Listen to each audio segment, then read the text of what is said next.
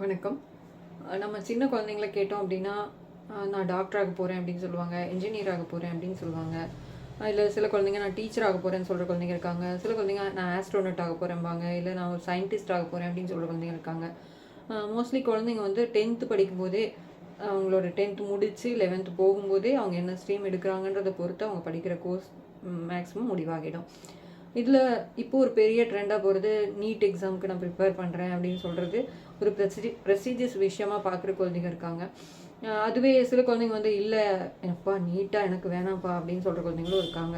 இந்த மாதிரி NEET exam எழுதாமல் சயின்ஸ் ஸ்ட்ரீமில் நிறைய கோர்சஸ் இருக்குது.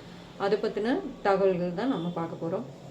அது எங்கெங்கெல்லாம் அவைலபிளாக இருக்குது, எந்த காலேஜஸில் அவைலபிளாக இருக்குது, சீட்ஸ் இதெல்லாம் வந்து நம்ம நெக்ஸ்ட் வீடியோவில் பார்க்கலாம். என்னென்ன கோர்சஸ் அப்படின்னு எடுத்துக்கிட்டோம்னா அதை வந்து மேஜராக 3 கேட்டகரியாக பிரிக்கலாம். அதாவது ஹெல்த் கெரியர் வித்தவுட் நீட் அப்படின்னு சொல்லலாம். இன்னும் வந்து அலைடு, அதாவது allied science research oriented courses அப்படின்னு சொல்லலாம். நான் மெடிக்கல் ஹெல்த் ரிலேட்டட் கோர்சஸ் அப்படின்னு சொல்லலாம். இதில் எடுத்துக்கிட்டோன்னா ஃபஸ்ட்டு மேஜராக எடுத்துக்கிறது அதாவது ஹெல்த் கெரியர்ஸில் வித்தவுட் நீட் அப்படின்னு எடுத்துக்கிட்டோன்னா நமக்கு எல்லாருக்கும் தெரிஞ்சது பிஃபார்ம் நிறைய பேருக்கு தெரியும், பிஎஸ்சி நர்சிங் நிறைய பேருக்கு தெரியும். அது இல்லாமையும் நிறைய கோர்சஸ் இருக்குது.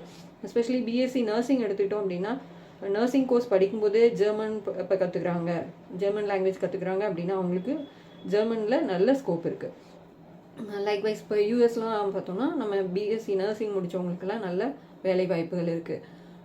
இது தவிர்த்தும் பார்த்தோம்னா இப்போது ஹியரிங் இம்பேர்மெண்ட்ஸு அண்டு ஸ்பீச் தெரப்பி இது ஓரியன்டாக பிஎஸ்சியில் கோர்சஸ் இருக்குது. ஓகேவா? அது மட்டும் இல்லாமல் அதாவது ஃபிசியோதெரப்பி, ஆப்தமாலஜி, தென்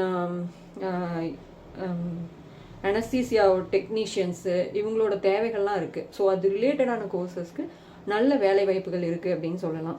இது மட்டும் இல்லாமல் ரிசர்ச் ஓரியன்டாக அதாவது பிஎஸ்சி மைக்ரோபயாலஜி, பயோடெக்னாலஜி, ஜெனட்டிக்ஸ் இதெல்லாம் எடுத்து படிக்கிற குழந்தைங்களுக்கு நிறைய வேலை வாய்ப்புகள் இருக்குது. அது பயோகெமிஸ்ட்ரி இதெல்லாம் எடுத்துக்கலாம். பயோமெடிக்கல் இன்ஜினியரிங் இதெல்லாமும் நம்ம சொல்லலாம்.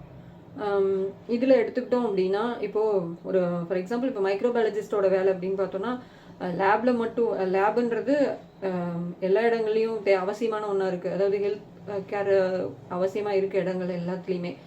ஃபார் எக்ஸாம்பிள் இப்போ டைரி ப்ராடக்ட்ஸ் எடுத்துக்கிட்டோன்னா அங்கே வந்து இல்லை அவங்களுக்கு வந்து செக் பண்ணுறதுக்கு மைக்ரோபயாலஜிஸ்ட் தேவையாக இருக்காங்க. இப்போ நிறைய பால் பாக்கெட்டில் கூட பார்க்கலாம், அதாவது டெஸ்டடு இந்த மாதிரி பியூரிட்டி இதெல்லாம் வந்து டெஸ்ட் பண்ணியிருக்காங்க அப்படிங்கிறது எல்லாமே அதில் வரும். ஸோ அந்த டெக்னாலஜிஸ்டோட அவசியமும் இருக்குது. இது மட்டும் இல்லாமல் அதாவது ஹெல்த் ரிலேட்டட் கோர்சஸ் வந்து இன்னும் இருக்குது. அதாவது அலைட் கோர்சஸ் மட்டும் இல்லாமல் ஹெல்த் ரிலேட்டட் கோர்சஸ், நான் மெடிக்கல் கோர்சஸ் அப்படின்னு எடுத்துக்கிட்டோம் அப்படின்னா அதாவது சைக்காலஜி எடுத்துக்கலாம், சோஷியல் ஒர்க்கு, தென் யோகா, நேச்சுரோபதி இதெல்லாமே இதில் இல்லாதது வருது. அதாவது ஆயுஷில் வராததும் இதில் இருக்குது. இதில் பார்த்தோம் அப்படின்னா இப்போது சைக்காட்ரிஸ்ட் எடுத்துக்கிட்டோம் அப்படின்னு பார்த்தோம்னா கிளினிக்கல் சைக்காலஜி, கவுன்சிலிங் இது ரெண்டுமே இருக்குது. இவங்களோட அவசியம் எடுத்துக்கிட்டோன்னா ஹாஸ்பிட்டல்ஸில் மட்டும் கிடையாது, நிறைய கார்பரேட்ஸில் அவசியமாக இருக்குது, ஸ்கூல்ஸ் காலேஜஸில் கவுன்சிலர்ஸோட அவசியம் இருக்குது. ஸோ அவங்கெல்லாம் அவங்களுக்கு ஸ்கோப் இருக்குது அப்படின்னு சொல்லலாம். இது மட்டும் இல்லாமல் இப்போது நிறைய ரீஹபிலிட்டேஷன் சென்டரில் அவங்களுக்கு அவசியம் இருக்குது, என்ஜிஓஸ் கூட ஒர்க் பண்ணுறதுக்கு அவசியம் இருக்குது. ஸோ இங்கெல்லாம் அவங்களுக்கு ஸ்கோப் இருக்குது.